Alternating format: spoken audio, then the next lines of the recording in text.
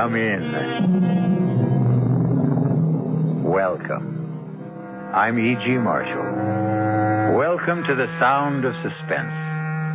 Welcome to the fear you can hear. Even before Phoenicians first sailed out of the Mediterranean and opened up the seven seas to mankind, the rolling waters of the world have boiled from their depths some of the greatest stories of adventure, romance, and mystery. And of all the stories dredged up from old Davy Jones' locker, I think my favorite is the strange and seemingly insoluble puzzle of what happened to the Annabella. How best to start the story? Oh, yes, of course, why not? Let's read from the log of the ship that found the Annabella becalmed in the doldrums.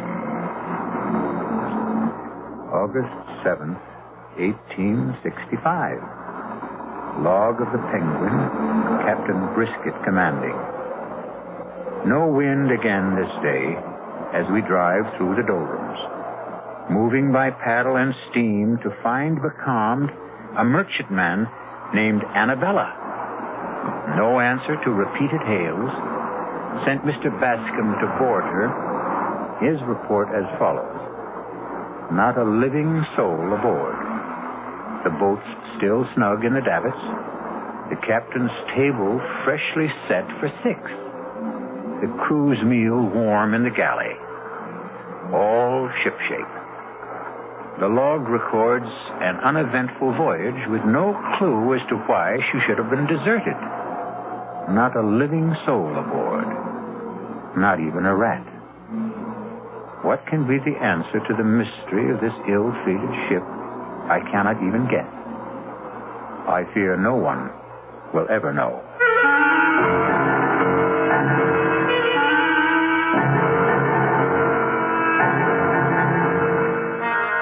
Our mystery drama, Sea Fever, was written especially for the Mystery Theater by Ian Martin and stars George Matthews and Brett Morrison. It is sponsored in part by the Kellogg Company, makers of Kellogg's Special K cereal, and by Anheuser-Busch Incorporated, brewers of Budweiser. I'll be back shortly with Act One.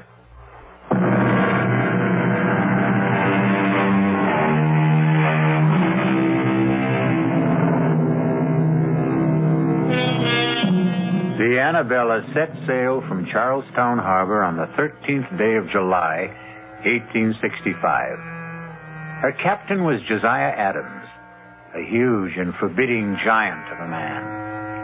And all the rest on board were as choice a crew of cutthroats, thieves, and murderers as you could set between bulkheads. There was one woman aboard and 19 men, including the cook and 2 passengers. And the mood of all of them was ugly. In the forecastle, the boatswain led the grumbling. I tell you, Briggs, I saw 'em. 6 of 'em running down the after hawser like old Nick was after 'em. 6 of 'em, Briggs. I don't like it. When the rats leave a ship, it's a nasty sign. No, I don't like much about this ship. 7 men on the crew shanghaied, no cargo aboard, and sailing on the 13th. Still, the pay is good. When we get it. If we get it. Now, you don't think we're the owner of board? No. It ain't Mr. Ames that worries me. It's Captain Josiah Adams. Not much gives a turn, but he does. I'm big, but he'd make twice of me. More like an ape than a man. Strong as one anyway. Yeah. Or like a bull, as you might say, if the liquor hasn't rotted his vitals. He's got a scowl on him like the colic was at him. Colic? There's no colic that's eaten him. You ever seen him without his cap? Huh. How often does a forecastle hand see a captain bareheaded? What do you mean? It's when I piped Mr. Ames aboard. I went to his cabin to tell him the owner was on ship. He opened the door and I saw him. His head, bald as a white turnip, and his scalp as chewed up as the riptide off Chatham Light. I don't get you. They say he lost his last ship in Hudson Bay. He was washed ashore and found his way back to the States overland. The Indians caught him and... You mean... Scalped him. And he lived. You see? So that explains his sour face. He mightn't be a bad master at that. I wouldn't count on it. I think his heart is as black as his skull is white. Don't forget the rats. There's 4 bells. Your trick at the wheel. Let's not keep Mr. Peabody waiting. Come on. What more do you know? Why don't you ask the captain himself? I think you're full of wind. I'd best get to the helm. You're afraid to ask the captain, Briggs. Why don't you ask the mate? Just this way. Tell me, Mr. Peabody, where are we sailing with no cargo? Why did we have to Shanghai half a crew? Take a leg there, Briggs. Charlie, 4 bells sounded and gone. Stand to the wheel. Aye, sir, Mr. Peabody. Mr. Peabody, sir. Yes? It's like I was wondering to myself, as it might be, where are we headed for, sir? Africa. The Gold Coast. I knew it. I knew it in my bones. You knew it? Why did you ask? It's blackbirding. That's what it is. Slave trade, ain't it? The slave trade is dead, I believe, Briggs. In America, legally. But not in Brazil. They still pay fancy prices in Brazil. That's what it is. I might have known. And if it is, would you object? Me? Not if the pay is high enough. One question, sir? Any further questions or answers you'll have to get from the captain.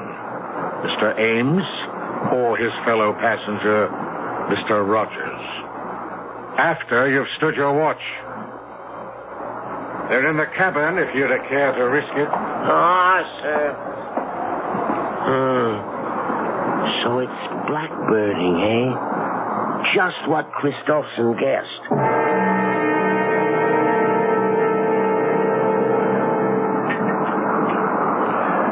Wine, Rogers? Sherry from Spain. Sharpens the appetite before dinner. Something will have to wet mine. This miserable tub rolls like a horse in mud. Well, you'll soon get your sea legs. A small need of them I'll have where I'm going. You'll need them to get there. To the Gold Coast, Mr. Rogers. The Gold Coast. Heat and dust and flies and traffic in human bodies. Slave trader Rogers. A fine job for a fine gentleman.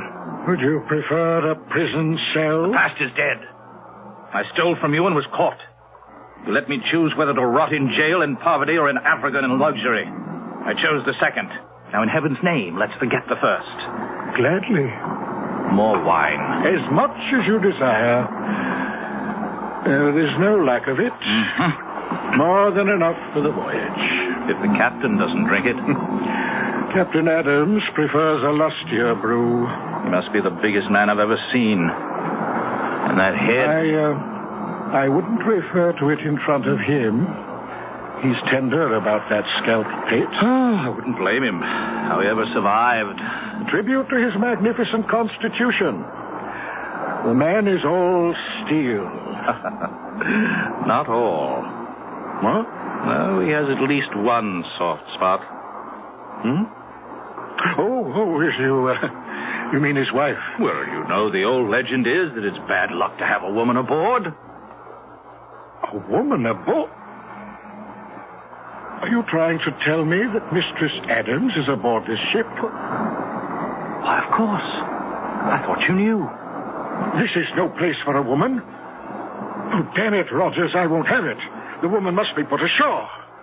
I want to talk to the captain immediately. If you want the captain, you'll find him on the bridge.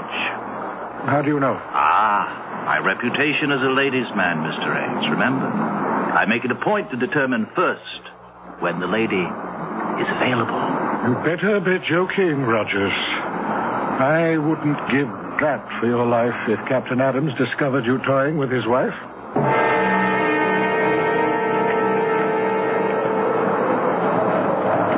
Wind's freshening, Captain.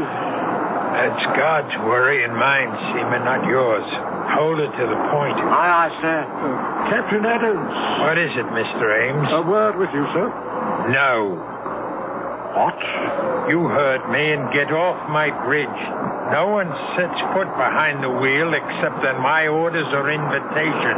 Yes, sir, I take umbrage at your attitude. Take what you will. My only concern when I'm on this bridge is the sailing of this ship.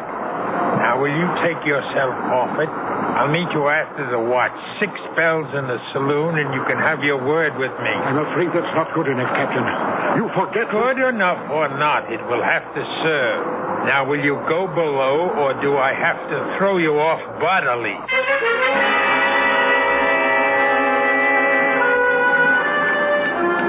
What time is dinner, Cook?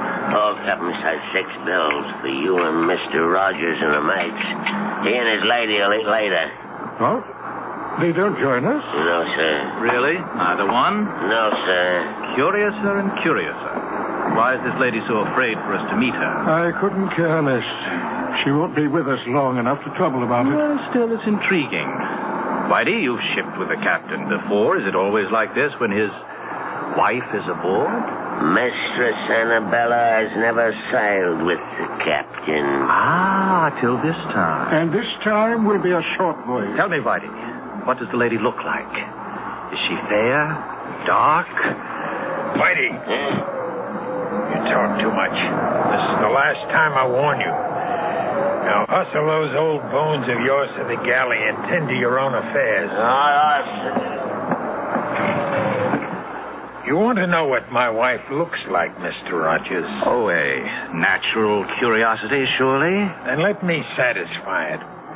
Once and for all, Annabella is as lovely as I am ugly. Ah, and we are not to meet the lady? No, we dine alone, tonight and always.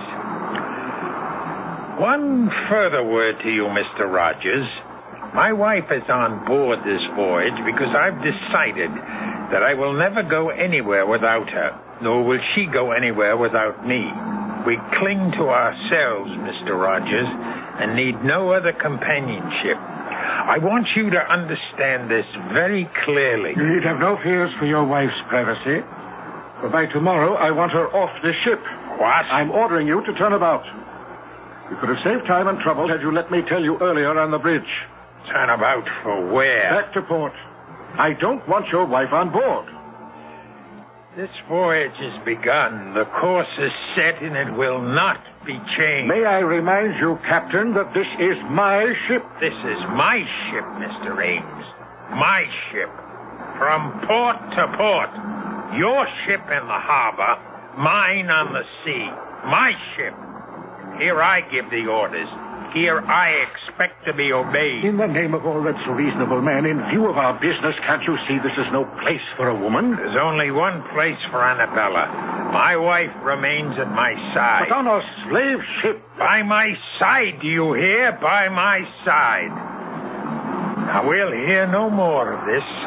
For by the living God, owner or not, I'll clap you in irons. So began the voyage of the Annabella.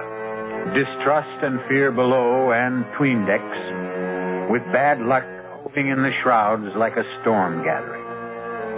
Her bow cut the water with good speed, but it was towards the wake the crew's eyes turned. For the legend is that Davy Jones swims the wake of any vessel marked for his locker on the bottom of the sea. I'll return shortly with Act 2.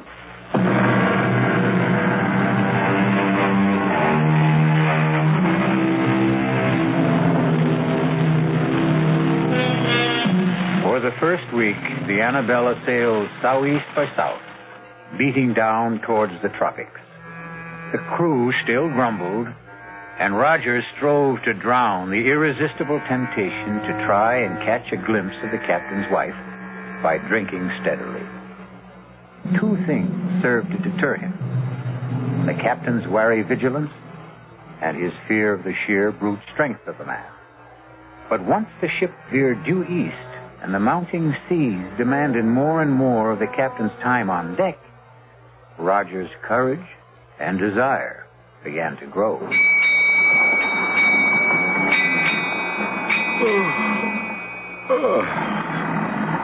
Well, it's time to turn in. Really? What time is that?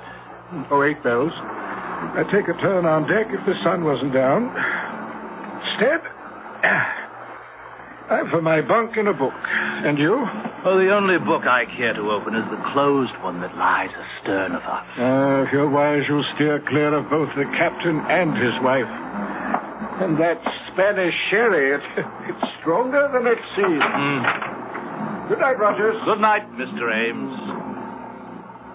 Oh, good evening, Captain. Off for the bridge. It's making up some dirty weather out. I won't sleep much this night. Batten down tight, Mr. Ames. We may be taking some seas.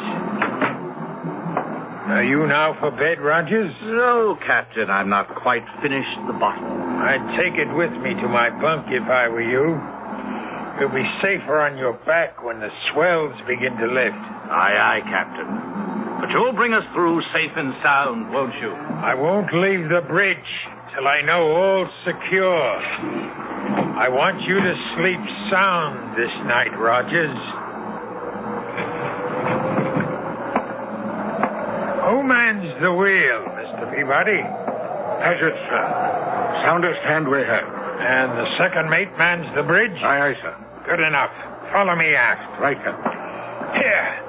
Help me to move this hatch. Here. That's well enough. Now batten down tight when I've dropped through. Make sure she's watertight. Aye, aye, sir.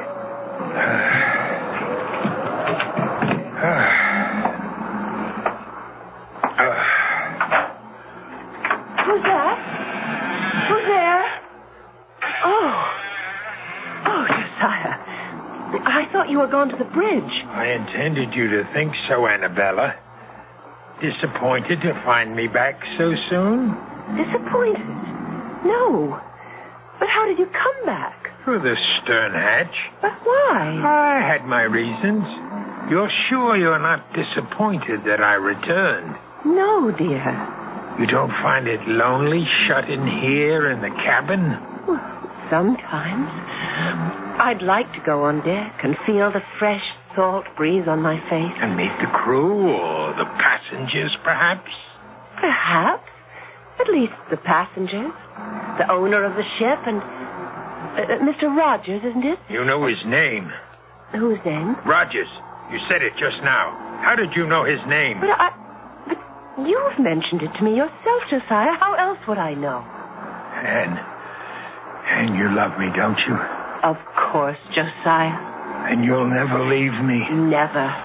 Oh, forgive me, please, my dearest. You mustn't mind my jealousy. That Rogers, I see that look in his eyes. A hunger. A burning hunger for the sight of a woman and the feel of her body beneath his hands. Annabella, you knew his name. If you've been deceiving me... I've never even seen the man. How can you accuse me of ever forgetting I'm your wife? How can... What is it? Someone's coming to the cabin. Who is it? I don't know. Who is it?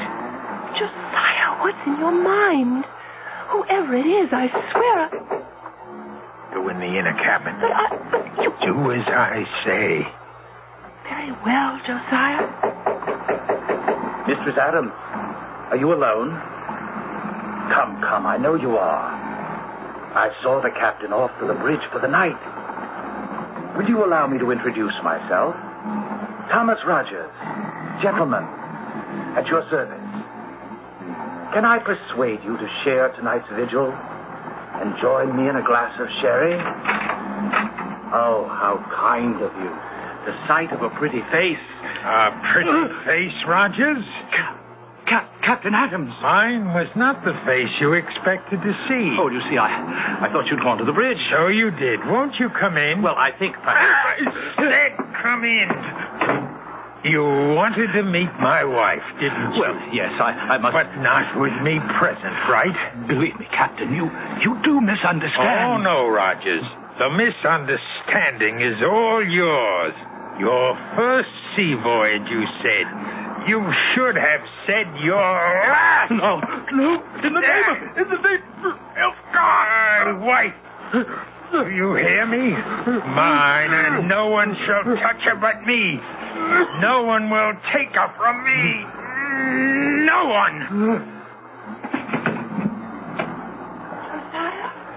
What happened? I heard... Oh, you killed him. I should have snapped his neck like a chicken. I wanted him to suffer. But how could he? He was nothing to me. No one shall have you but me. Josiah, aren't you afraid? Afraid? The owner, the crew, everybody on board. When they find They out... won't find out. No one knows he's here. He'd make very sure of that. His body will go out the stern window and into the sea. Men have fallen overboard on a rough night like this, especially drunken men.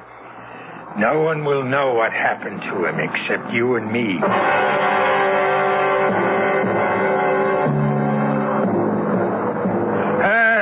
Trimmer a little, Briggs. You're losing wind. Bring a nose up, man. God bless you for a clumsy fool. Here, let me have the wheel. Aye, sir. Your eyes, you've lost way on her. Sorry, Captain. The wind just veered a couple of points. A sailor should smell a wind change. Yes, but I want Save your excuses. Do you think you can hold her on this tack? Just try me, Captain, sir. Here, then. But keep her running, all right? Captain Adams, Yes, Mr. Ames. like a word with you below. I can't leave the bridge. Have I your permission to join you? If you insist. Searching for you, sir. I thought you were below. Are you in my cabin? Well, I knocked at the door. There was no answer. Are you inside? Of course not. It's not my custom to invade the privacy of others. My wife is resting. I didn't want her disturbed. What is it you want? Can we get out of this cursed wind? I don't want to leave the wheel. This fool handles it like a landlubber. You can trust me, Captain. I wonder. Come after the taffrail, Mr. Ames. Lead the way, Captain. Over here on the lee side, you'll find the breeze a little more to your liking. You know, I've been concerned since Mr. Rogers' mysterious disappearance last night. Mysterious? A drunken sot who never found his sea legs? I warned him to steer clear of the deck. We did every mortal thing we could to find him. Yes, I know. But without him now to leave as my agent on the Gold Coast, Go on. Well, it's deuced awkward.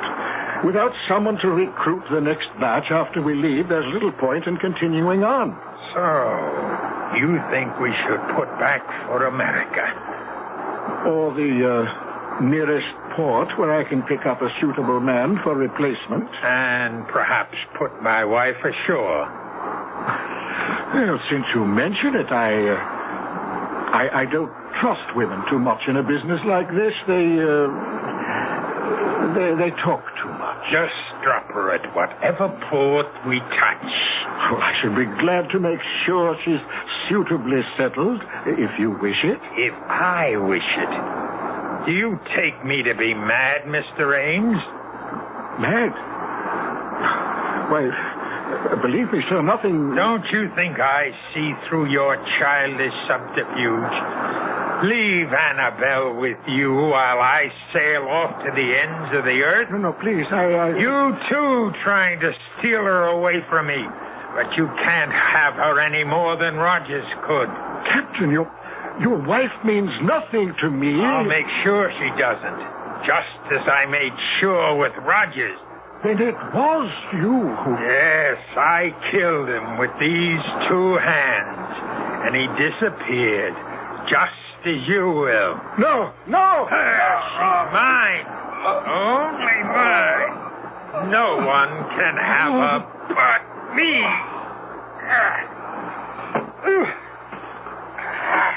Into the sea, Ames, like Rogers. The sea can hold her secrets. You all right, Captain? I thought I heard it. Briggs, I told you to mind that wheel. Well, I put the lash on it, sir. I thought I heard a cry, and Said I could trust you. Well, you can, sir. Where's Mr. Ames? He's left. Why? Well, it was just that I thought I heard a splash, and... Oh. You can trust me, sir. No, Captain. no, let go. I wouldn't trust you at the wheel. No, Captain. I wouldn't trust you with my life.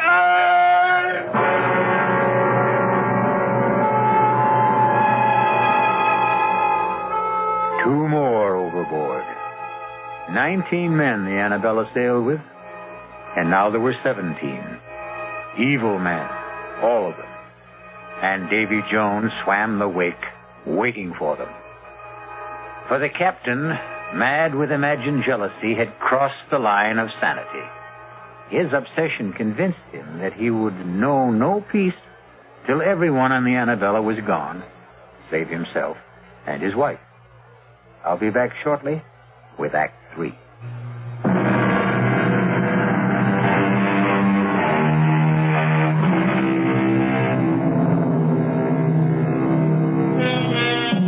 The squall that blew up so suddenly on the Annabella proved to be a full-fledged hurricane that so fully occupied all aboard that there was no time to question missing men. Indeed, 2 other hands were blown out of the rigging or shaken loose before the Annabella found calm waters in the eye of the storm. Now again, discontent grows in the forecastle. The talk of a haunted ship resumes. The word mutiny is on everyone's lips. Mr. Peabody, sir. Oh, dinner so early, Whitey? No, sir, it's mutiny. What? You heard me, sir. Mutiny. And about to break out. Oh, Whitey, forecastle grumblings. You know it's all talk. They wouldn't dare. Mr. Peabody, sir, I've been at sea, man and boy, for over 60 years. I know when it's talk. They say the ship is cursed. Who says? The bosun, sir, Christopherson. He says he saw the rats leave the ship before we sailed. And for an old wives' superstition, he's ready to mute. It's a great deal more than that. There's 5 men lost already. I'm aware of that. And most of all, it's the captain's wife. Bad luck with a woman aboard, particularly one that he keeps it away. Well, do they expect the captain to parade his wife in front of common seamen? No, sir, but they wonder. Wonder what? Some say she's a witch. She's ugly as sin. And some say she's sick of the smallpox. Smallpox? It's aboard, sir, I'm feared. Now you do allow me. I'd best have a look at it. If he has it, he has it. Or put him in the lazarette so it don't spread. The first thing is the mutiny, sir. That has to be stopped. It has to begin first. It'll begin unless the captain puts about. You know how much chance there is of that. You of all people. Yes, I've sailed with the captain before. I always found him a hard man, but a fair man. Not this voyage. Something happened when he brought his wife aboard. He's not the same man. I think the captain means to kill everyone, as he did the owner, and Rogers, and Briggs. Aye, and even Paget and Breen. And we're blown out of the rigging. Perhaps, sir. Perhaps the captain shook 'em loose by luffing. Whitey, I think you're the one whose brains are scrambled. The men were lost overboard. And the 2 passengers and Briggs. Rogers fell over, obviously drunk. A wife took the other 2. Then why is there not one mention of any of them being lost in the ship's log? That's kept in the captain's hand. How could you know that? There was writing in it. Here in the saloon last night. I was clearing the table. He left to get fresh ink, and I looked at it. You can read? In 60 years at sea, a man has a lot of time on his hands. I taught myself long ago. You're sure of what you say? On my oath, sir. And by God, we'd better turn back. Now. I'll not risk my neck to the hangman's noose by mutinying. Maybe if you was to speak to the captain's lady, she's the only one to influence him. By damn, you're right, Whitey. Look, go hold off the crew till I see if the lady'll come to our help. Aye, Mr. Peabody.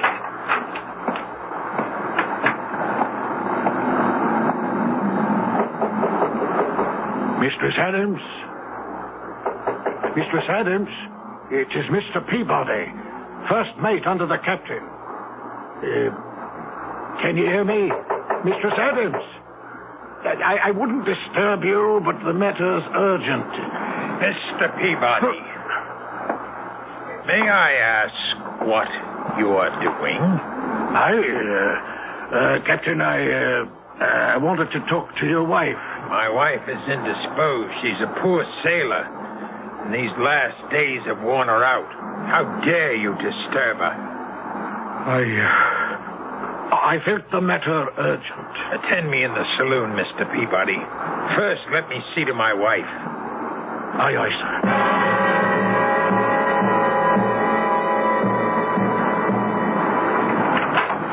Fortunately for my peace of mind and your welfare, you did not wake Mistress Adams. Now, why did you wish to see her? Well, I didn't think you'd be willing to bring the ship about and head for home. You're quite correct. I would not. Feeling sure of that, I hope to enlist Mistress Adams' aid in persuading you to change your mind. That was the only reason you chose to disobey my orders? That no one was to approach my wife? What other reasons? What other, indeed? Why would you be so anxious to turn for home, Mr. Peabody? Because otherwise you face a mutiny, Captain. Mutiny? Damn. I could ask for nothing better than to cut down some of the forward scum. If I didn't wear my pistols at all times, I'd have a knife between my ribs before this. Mutiny, eh? And if they do, where do you stand, Mr. Mate? I'm an officer, sir, but unarmed. We'll remedy that. Fetch the second mate while I break out the arms. Then we'll muster the crew on deck and have this out. Aye, aye, sir. What about the bosun? Christopherson? No. I won't put firearms in his hands. The three of us can stand them off. Turn back, Turn back, rough pack of lily-livered swine. I'll see us on the bottom first. Now, hark to what I tell you. This voyage can make us all rich. No owners split now. The profits are all ours. Sail on with me to Africa, and we'll all reap our reward. Aye, Deep Six in Davy Jones's locker. Speak for yourself, Mr. Christopherson, or all. Or for both. This ship is cursed. Turn back and we'll make you, Captain. You question my orders? I say to hell with your orders. Mr. Peabody, sir, you know what's happening aboard this ship. We'll sail under you. Will you stand by us, sir? Well, Mr. Peabody, where do you stand? You see where my pistol is aimed, Captain? At me. I suspected something like this when I found you below at my cabin. What would you do now? I'll ask for your pistol, sir. I'm taking over the ship. But I guarantee you safe conduct home. And my wife? Your wife, too, of course. And if I refuse? Don't make me pull this trigger, sir. That's just what I intend to do. Don't come any closer. You fool. Do you think I'd have handed you a loaded gun, knowing what was in your mind? Punishment for mutiny is death. Well, who's next? Who else wants to go on trial? I thought so. We'll smell the wind. The hurricane's coming back. To the rigging, all of you. And reef sail, or by heaven... Reef them yourself, old baldhead. We've taken our last order from you, you murdering devil. Go back to your cabin and tell your I wife... warned you, Christopherson. Captain Josiah, some are armed. You should never have started this. Never started it. It's just what I want. I want to be rid of you scum. Now I have my chance. Turn back to where I will lose Annabella forever. Never! Never!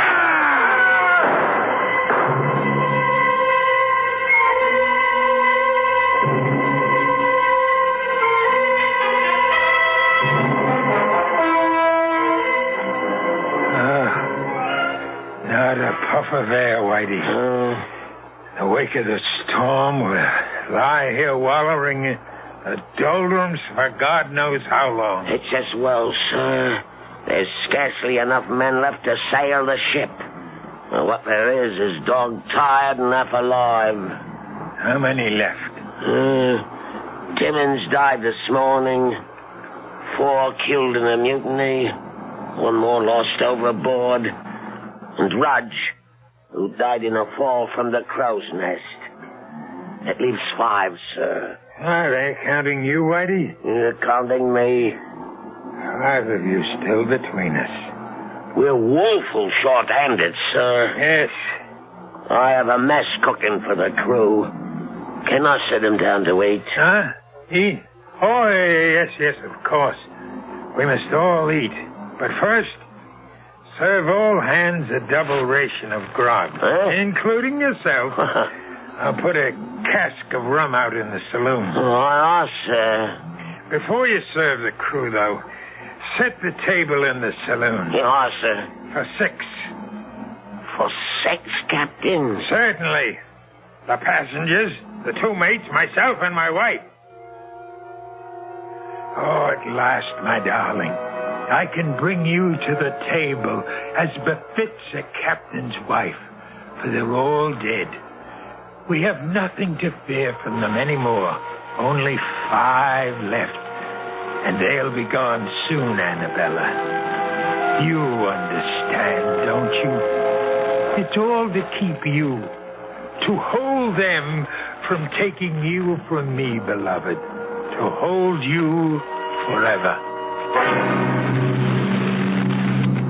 Josiah? Anne, what are you doing on deck? I'm looking for someone I once knew. Who?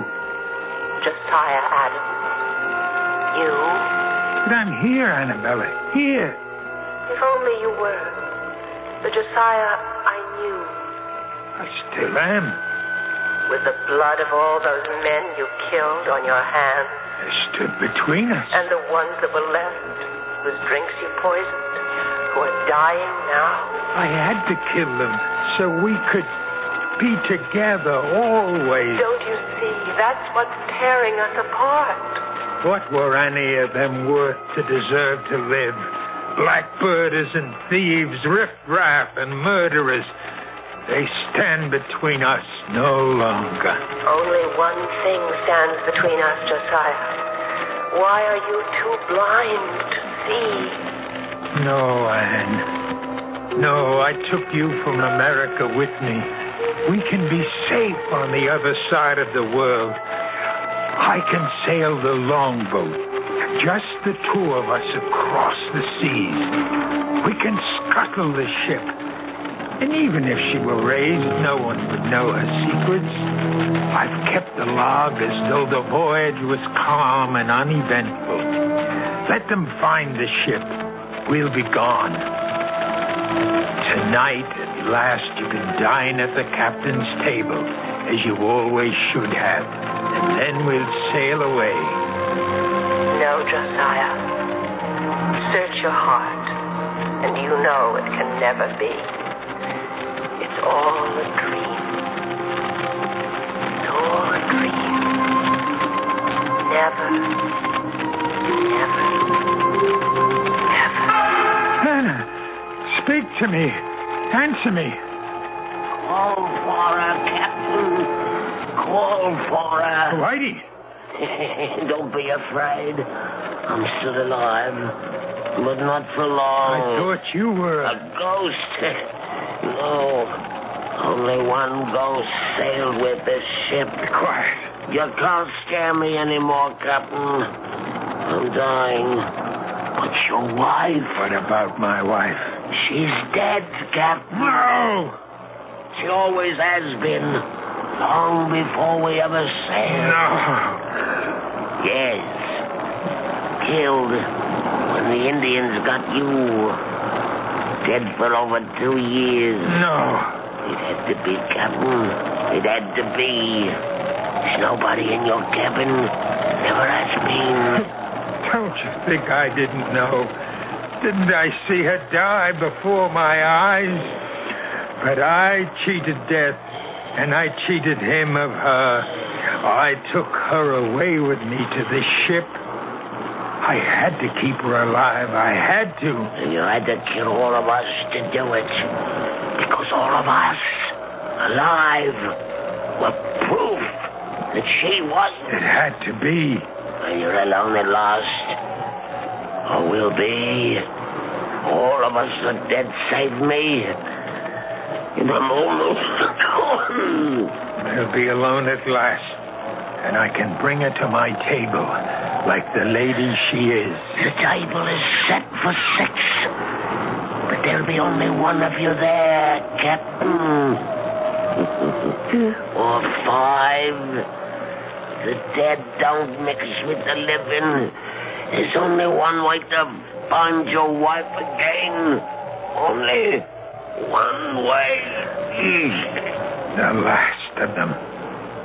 Annabella, we're free. Annabella, where are you? Anna, come to me. Annabella. Annabella. I know you died long ago in America, but you lived on in my mind, in my heart, and in my blood. I thought if I took you with me to the sea, away from the land where I dug your grave, you could still live and breathe for me alone. There's only one way to find you at last. Oh, Annabella, forgive me, love, for all that I've done. I'm coming home to you.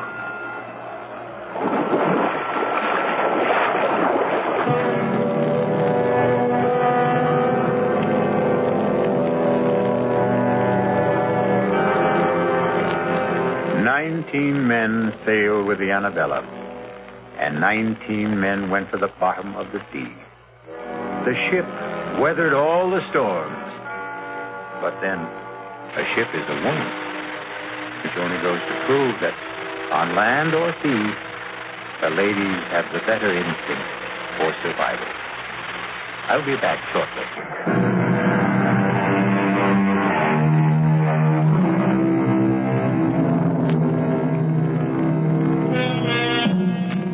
Somewhere in the green depths, I wonder if the captain sits presiding at his table. But if he does, there's at least one empty seat. For Mistress Annabella died on land. She'll never come back to the sea, or him. Which seems fair enough, wouldn't you say? He didn't exactly deserve a happy ending. Our cast included George Matthews, Brett Morrison, Marion Seldes, Leon Janney, and William Redfield. The entire production was under the direction of Hyman Brown. Now, a preview of our next tale. Lightning strikes again. I never dreamed it would, did you? Well, it's a slightly different bolt of lightning this time. Not the devil, the white goddess, I believe the notice said. I copied it down. On February 8th, at 6 o'clock in the evening, the white goddess will run naked through the members' lounge. Naked, eh? Cudworth, just who is the white goddess? Daughter of Astarte, I believe.